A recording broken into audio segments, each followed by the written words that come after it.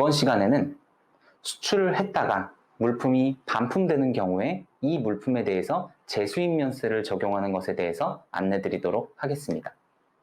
수입 물품에는 관세를 부과한다. 관세법 제14조 과세 물건에 관련된 규정인데요. 이것은 수입 물품에 대해서는 관세를 부과하겠다라는 규정이기 때문에 원칙적으로는 이 물품이 한국산이든 외국산이든 차이 없이 물품이 나갔다가 들어오건 아니면 그냥 들어오건 관세를 부과하도록 규정하고 있습니다. 하지만 이 수입 물품에 관련된 관세법이라는 제도 자체가 외국 물품에 대해서 세금을 부과하겠다라는 원칙적인 개념이 존재를 하기 때문에 우리나라에서 물품이 제조된 다음에 다시 들어오게 되는 물품에 대해서 수입 물품이라는 이유로 외국 물품이라는 이유로 관세를 부과를 하게 된다라고 한다면 여러 가지 애로사항들이 마찰이 발생할 가능성이 높아지겠죠. 그렇기 때문에 수입 물품에는 관세를 부과한다라는 대원칙 자체를 바꿀 수는 없지만 다시 수입되어서 들어오는 물품에 대해서는 관세에 대한 면제를 시켜주겠다라는 제도가 존재합니다. 이를 관세 감면 제도라고 부릅니다. 이 관세 감면 제도 같은 경우에는 사실 그러한 물품에 대해서만 면세를 해주겠다라는 규정만 있는 것이 아니라 여러 가지 규정들이 있고요. 그리고 특정 물품에 대해서는 관세를 감해주겠다라는 감세와 면해주겠다라는 면세가 존재를 하게 됩니다. 감면제도의 장단점으로는 산업 지원이나 정책적 목적 또는 국제 관례를 존중한다라는 장점들이 있지만 관세 수입을 감소시키게 한다라든지 사후 관리가 필요한 물품에 대해서는 관세청의 행정 부담이 있다라는 단점도 존재하고 있습니다.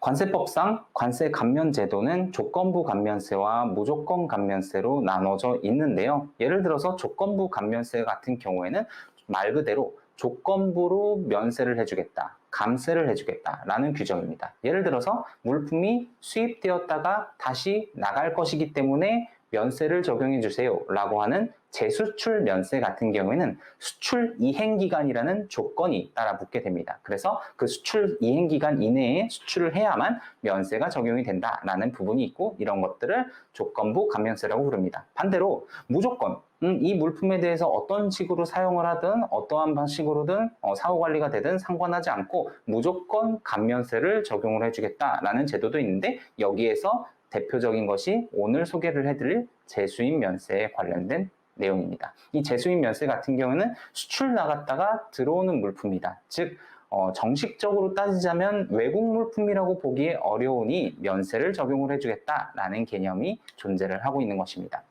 이 재수입 면세 제도라는 것은 사실은 전자상거래 수출이 있기 전부터 원래부터 있는 제도였습니다. 다만 전자상거래가 활성화되고 그것에 대한 반품이라든지 이런 건들이 많아지면서 다시 수입되는 물품에 대해서 관세가 계속 부과가 되는 거를 애로사항이다 라고 하시는 분들이 많았고 그렇게 되는 경우에는 재수입 면세를 적용하면 됩니다 라고 세관에서는 안내를 하고 있다고 보시면 될 것 같습니다.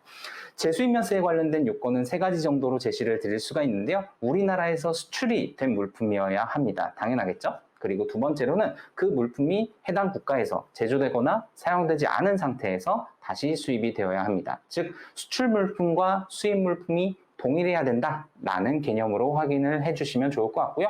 세 번째로는 언제까지 재수입 면세를 받아줄 수는 없을 것이다. 수출신고 수리일로부터 2년 내에 다시 수입하는 물품에 대해서 적용을 해주겠다라는 개념이 나오게 됩니다. 그래서 업무 절차를 조금 소개를 드리면 주문이 있음으로써 수출 물품이 수출 신고를 통해서 수출을 하게 됩니다. 그렇게 돼서 최종 소비자에게 배달이 이루어지겠죠. 하지만 이 물품에 대해서 어떠한 사유로 반품이 이루어지게 된다면 우리나라에 들어올 때 수입 물품에 대해서 관세를 부과하는 것이 원칙이지만 재수입 면세를 신고를 해서 면세를 적용을 받겠다라고 수입 신고를 하게 되면 세관에서 확인을 해서 감면 절차를 진행하는 과정을 거치게 됩니다. 정식으로 수출 통관을 하는 경우에는 수출 신고 그리고 수입될 때 수입 신고가 있기 때문에 이 재수입 면세를 적용을 받는데 크게 문제가 되지는 않습니다. 하지만 전자상거래 수출 많은 분들이 목록 통관 제도를 통해서 수출을 하고 계시는데 이 목록 통관 제도를 이용하게 되는 경우에는 정식 수출 통관의 절차가 아니기 때문에 이 재수입 면세를 적용받는데 상당히 까다로운 일이 발생을 할 수가 있습니다. 그 이유는 이 세관에서는 수출된 물품이기 때문에 관세를 면제해주겠다, 면세를 적용을 해주겠다라고 하고 있기 때문에 수출된 물품의 정확한 명세와 수입된 물품의 정확한 명세의 동일성을 확인하기 마련입니다. 하지만 정식 수출 신고가 아닌 목록 통관 제도를 통해서 수출 나간 물품은 어떠한 제품이 수출이 정확하게 이루어졌는지 그 명세라든지 이런 것들을 확인하기가 곤란한 경우가 많고 수입 물품과의 동일성을 확인하기 힘든 경우가 많기 때문에 관련된 적용에 제한이 있게 되는 것이죠. 그렇기 때문에 수출 신고가 필요할 것이다 라는 부분들이 있을 것이고요. 인천본부세관에서 안내하고 있는 전자상거래 수출 재수입면세 관련된 질문 답변에 관련된 내용을 조금 보도록 하겠습니다. 이 재수입면세를 적용받기 위해서 수출 신고 시에 유의해야 할 사항은 무엇인가요? 라고 했을 때 제가 여러 번 말씀드렸다시피 수출 물품과 수입 물품의 동일성 입지 가장 중요한 것이 이 재수입면세다. 그렇기 때문에 수출 물품이 단순히 기본적인 품명만으로는 이 재수입면세를 적용받기가 어려운 경우가 많기 때문에 해당 물품의 일련 번호나 모델 번호나 규격, 단가, 모델명 이런 것들을 상세하게 기록을 해서 수출 신고를 하게 되면 나중에 수입 신고를 할 때 재수입 면세를 적용받기가 용이할 것이다 라는 부분을 안내하고 있고요. 재수입 면세 신청은 언제까지 해야 되는지에 관련된 부분입니다. 즉 수입 물품이 들어와서 이것에 대해서 자신이 모르는 상태에서 관세를 납부를 했는데 뒤늦게 재수입 면세를 적용을 받을 수 있을 것인가에 관련된 질문사항이라고 보시면 될 것 같은데요. 수입 신고가 수리되기 전까지 재수입 면세 신청을 해야 됩니다. 어쨌든 동일성을 확인해야 되기 때문에 재수입 면세는 일반적으로 서류 심사 이상의 검사 절차를 거치게 되는데 이 물품이 그대로 수입된 다음에는 세관의 통제 구역을 벗어났기 때문에 그것에 대한 동일성을 입증을 하기가 세관의 입장에서는 쉽지 않겠죠. 그렇기 때문에 수입 신고 수리가 되기 전, 즉 세관의 바운더리 내에서 통제가 이루어지고 있을 때 면세 신청을 해야 되고 만약 그 이후에 신청을 하게 된다라고 한다면 원칙적으로는 불가능하지만 해당 물품이 보세구역에서 반출되지 않은 상태에서는 수입신고 수리일로부터 15일 이내에 신청이 가능하다라는 부분을 안내하고 있습니다.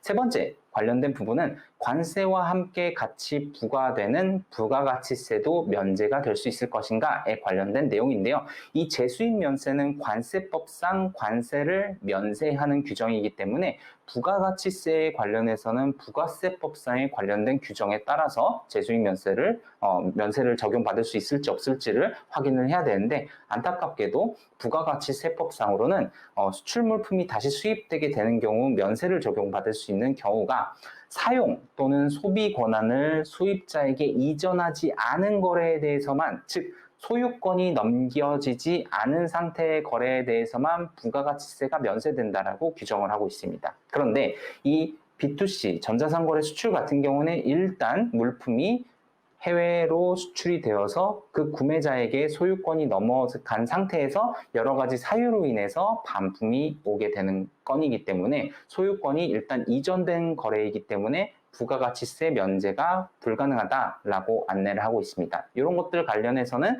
나중에 이제 부가가치세에 관련된 신고를 할 때 매입세 공제 등의 방법으로서 업무를 진행을 해야 된다는 점 있습니다. 지금까지 반품 시 재수입 면세 적용에 관련된 규정에 대해서 안내드렸습니다. 감사합니다.